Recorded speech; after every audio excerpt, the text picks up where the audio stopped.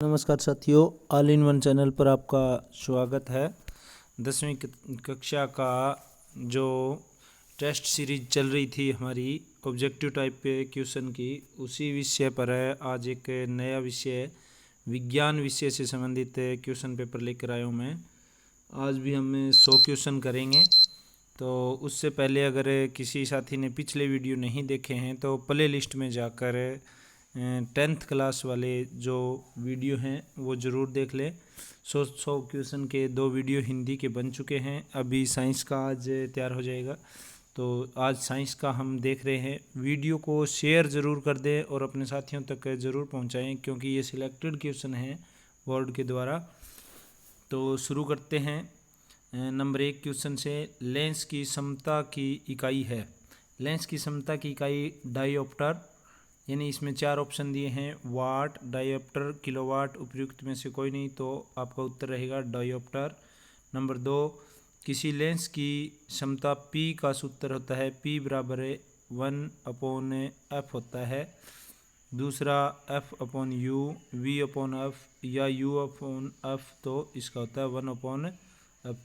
किसी लेंस में आवर्धन यानी बढ़ाने की जो शक्ति होती है उसके बारे में उसका जो सूत्र होता है वो पूछ रहा है, तो वो सूत्र रहेगा V/U, V/U या U/V या U/V। तो हमारा उत्तर रहेगा V/U। एक माइनस का है, एक प्लस का है। ये देखिए ऋणात्मक भी दे रखा है, तो ये नहीं होगा, धनात्मक वाला रहेगा। दर्पण का सूत्र है, अभी दर्पण का सूत्र हम देख लेते हैं। तो दर्पण का सीधा सीधा सूत्र 4 ऑप्शन आप देख लेना।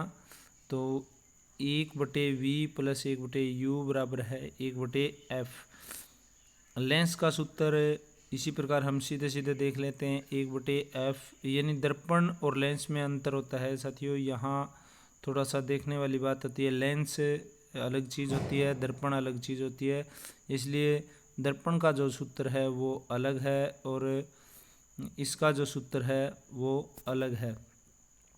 तो लेंस का जो सूत्र है वो 1/f बराबर है 1/v माइनस 1/u। नेक्स्ट, निम्नलिखित में से कौन सा रंग प्राथमिक रंग नहीं है? यानी 3 रंग बेनी आह पीनाला में वनीला शब्द याद रखें प्राथमिक के लिए, वनीला। वनीला से देखिए सफ़ेद रंग, नीला है, इसके लिए नीला है शब्द रखिए, यहाँ से लीजिए नीला है, नी से नीला, ला से लाल, है से हरा, ये तीनों प्राथमिक होते हैं। नीला है, नीला है एक शब्द होता है जिसमें नीला, लाल और हरा तीनों अक्षर आ जाते हैं और सफ़ेद उसमें नहीं होता। नंबर 7 देखिए, वक्रता त्रिज्या तथा फोकस दूरी के बीच संबंध है, तो उनके बीच r बराबर है 2f। किसी वाहन चालक द्वारा पश्च दृश्य यानी पीछे का जो दृश्य देखने का, पश्च दृश्य का अर्थ होता है पीछे का दृश्य देखने के लिए किस दर्पण का प्रयोग किया जाता है? तो वाहन में जो पीछे का दृश्य देखने के लिए जो दोनों ओर शीशे लगे होते हैं वो उत्तल दर्पण होते हैं। खतरे का संकेत किस रंग का होता है? तो खतरे का संकेत हमें पता है लाल रंग का होता है। अवतल लेंस से बनने वाले प्रतिबिंब सदैव होते हैं, तो ये आभासी होते हैं। आभासी कुछ होते हैं वास्तविक, कुछ उल्टे भी होते हैं और कुछ होते हैं आभासी। तो अवतल दर्पण से जितने भी प्रतिबिंब बनते हैं वो आभासी होते हैं। समतल दर्पण की फोकस दूरी, तो समतल दर्पण की जो फोकस दूरी होती है वो अनंत होती है, न शून्य न एक न दर्पण की गुणवत्ता पर निर्भर करती है, वो तो अनंत होती है। समतल दर्पण के द्वारा उत्पन्न आवर्धन, यानी समतल दर्पण है उसके द्वारा आवर्धन ऋणात्मक नहीं होता, धनात्मक होता है, तो ये धनात्मक। एक समतल दर्पण के द्वारा बना प्रतिबिंब होता है, तो जो समतल दर्पण होता है उसमें हमारा सीधा, एक तो सीधा बनता है, एक आभासी बनता है। दर्पण में हमेशा ही आभासी शब्द तो रह ही रहेगा, कहीं भी आप देख लेना दर्पण का जो आएगा उसमें आभासी तो होगा, सीधा होगा और समान आकार का। जब समतल दर्पण एक जैसा सामने सीधा होता है तो उसमें वस्तु के आकार का ही दर्पण जो प्रतिबिंब है वो बनता है। एक अवतल दर्पण की फोकस दूरी होती है, तो एक अवतल दर्पण की फोकस दूरी हमेशा सदैव ऋणात्मक होती है, तो सदैव धनात्मक होती है, सदैव ऋणात्मक होती है। धनात्मक जब प्रतिबिंब वास्तविक हो, ऋणात्मक जब प्रतिबिंब वास्तविक हो, तो इसका सदैव ऋणात्मक होती है। किसी दर्पण द्वारा उत्पन्न आवर्धन 1/3 है। दर्पण की प्रकृति है उत्तल। यदि किसी दर्पण का जो उत्पन्न आवर्धन है वो 1/3 हो तो वो उत्तल दर्पण होगा। किसी फोकस दूरी के अवतल दर्पण को पानी में डुबोया जाता है, तो दर्पण की पानी में फोकस दूरी होगी तो वो अप पर होगी, उसकी जो दूरी होगी वो अप पर होगी। नंबर 17, दृश्य क्षेत्र अधिकतम होता है। दृश्य क्षेत्र अधिकतम उत्तल दर्पण का होता है, न समतल का होता है, न अवतल का होता है।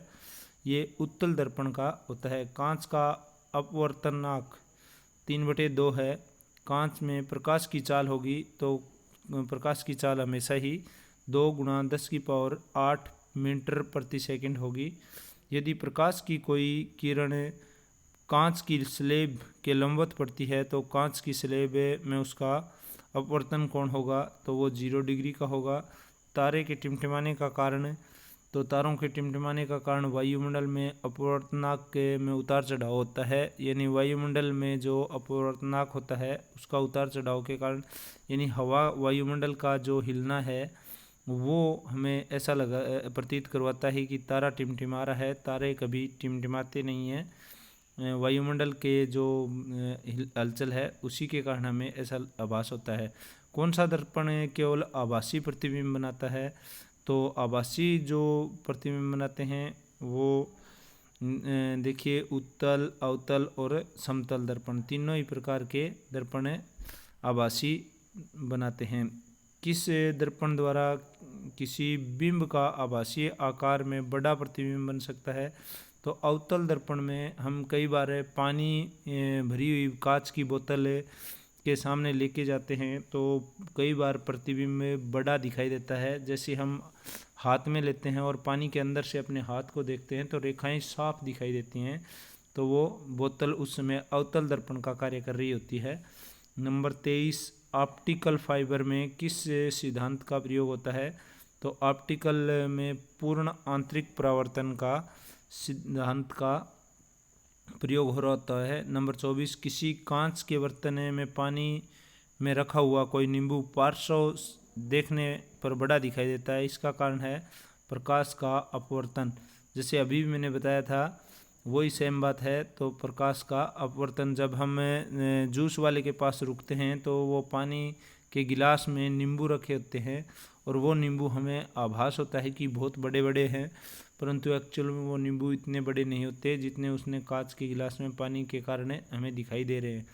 निम्नलिखित में कौन सा प्रकाश का एक गुण है? तो परावर्तन, अपवर्तन, विक्षेपण, सभी गुण ये है ना, ये सभी के सभी इसके प्रकाश के गुण हैं। अभिलंब आपतन के लिए परावर्तन कोण होता है तो 90 डिग्री होता है। अभिलंब वो गिलास वाला होता है। इस प्रकार जैसे ही पानी के अंदर, मान लीजिए ये पानी का गिलास है और इसके अंदर जैसे ये जाता है पानी के अंदर प्रकाश, तो या तो ये अभिलंब नीचे की ओर मुड़ जाता है या सीधा निकल जाता है। ये होता है अभिलंब, यानी प्रकाश का अभिलंब। तो प्रकाश के किस प्रभाव के कारण टिमटिमाते हैं? तो अपवर्तन के कारण। नंबर 27 में देखिए, अपवर्तन के कारण वह पतली झिल्ली जिससे होकर प्रकाश नेत्र में प्रवेश करता है तो वह स्वच्छ मंडल। और प्राथमिक रंग कितने होते हैं? तो प्राथमिक हमें अभी पढ़ा था नीला है, यानी नीला है। नी से नीला, ला से लाल, है से हरा, 3 ही प्राथमिक रंग होते हैं। इंद्रधनुष बनने का कारण होता है प्रकाश का विक्षेपण, यानी प्रकाश का फट जाना। जैसे ही प्रकाश से एक जगह आता है और पानी की लहर पे जैसे ही पड़ता है तो वो अलग अलग विक्षेपण हो जाता है, उसको फाड़ देता है एक रंग से 7 रंग में। किसी अंतरिक्ष यात्री को अंतरिक्ष दिखाएगा, यानी वायुमंडल से बाहर निकलने के बाद काला दिखाई देता है, हमेशा न नीला दिखाई देगा। श्वेत प्रकाश कितने रंगों से बनाता है, तो ये 7 रंगों से मिलकर बना होता है। इंद्रधनुष बनाते समय प्रिज्म का कार्य करते हैं पानी की बूंदें। जैसे प्रिज्म में से धूप निकलती है तो उसके 7 लहर दिखाई देती हैं अलग अलग रंग की, उसी प्रकार पानी की बूंदों से भी इंद्रधनुष का कार्य करती हैं। मानव नेत्र विभिन्न रंगों की पहचान निम्नलिखित में से किसकी उपस्थिति के कारण है, यानी हमारे आँख के अंदर कुछ रोड होती हैं और कुछ शंकु होते हैं। तो रोड और शंकु 2 प्रकार की कोशिकाएं होती हैं। तो जो शंकु कोशिकाएं हैं वो रंग का पहचानने का कार्य करती हैं। जिसकी शंकु कोशिकाएं इफेक्टेड हों, यानी शंकु कोशिकाएं काम नहीं कर रही हों, वो किसी भी रंग को नहीं पहचान पाता और उसको रंग से संबंधित रोग होता है। कुछ ऐसे स्टूडेंट होते हैं या कुछ लोग होते हैं जिनको सिर्फ 1 या 2 रंग ही दिखाई देते हैं। जैसे फेसबुक का जो क्रिएटर था उसको सिर्फ नीला रंग ही दिखाई देता था, बाकी और किसी रंग को पहचान नहीं पाता था। वो चाहे उसको काला रंग दिखाते तो भी वो नीला ही बनाता था, इसलिए फेसबुक में सारी चीज़ें नीले, उसका बैकग्राउंड है वो नीले रंग का है।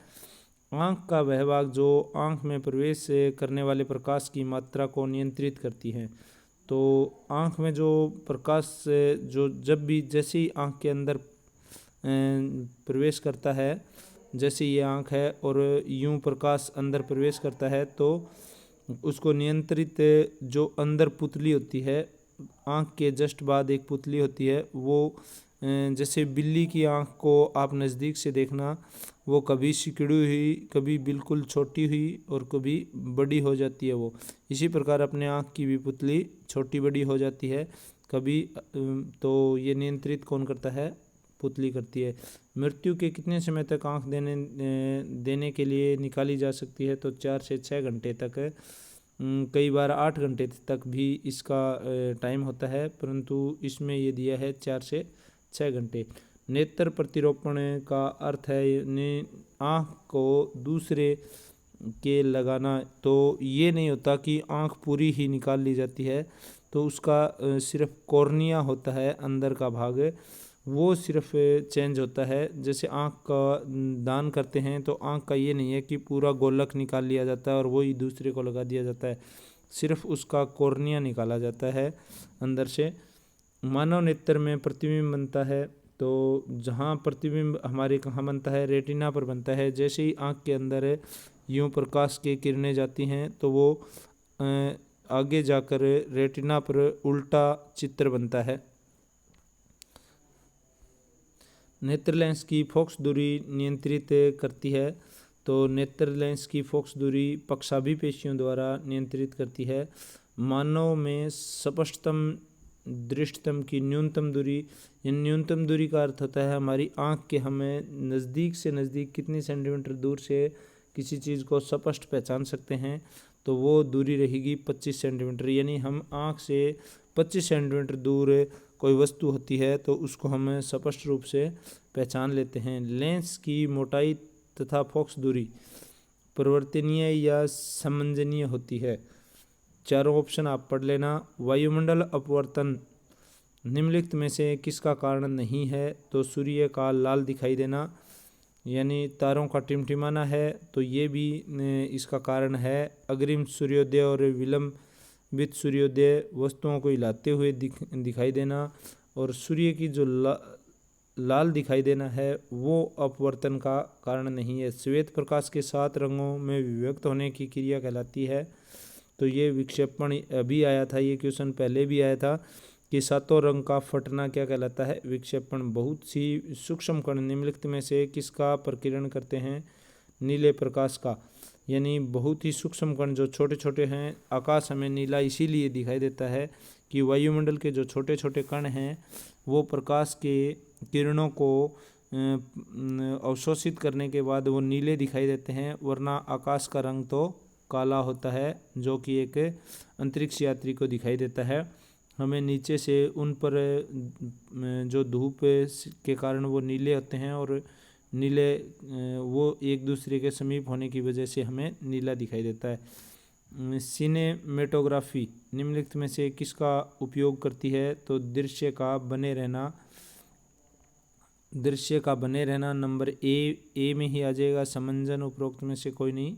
सूर्योदय तथा सूर्यास्त के समय सूर्य लाल दिखाई देता है, यानी उगता और छिपता सूर्य दोनों ही लाल क्यों दिखाई देते हैं? तो यह प्रकाश के प्रकीर्ण के कारण दिखाई देते हैं।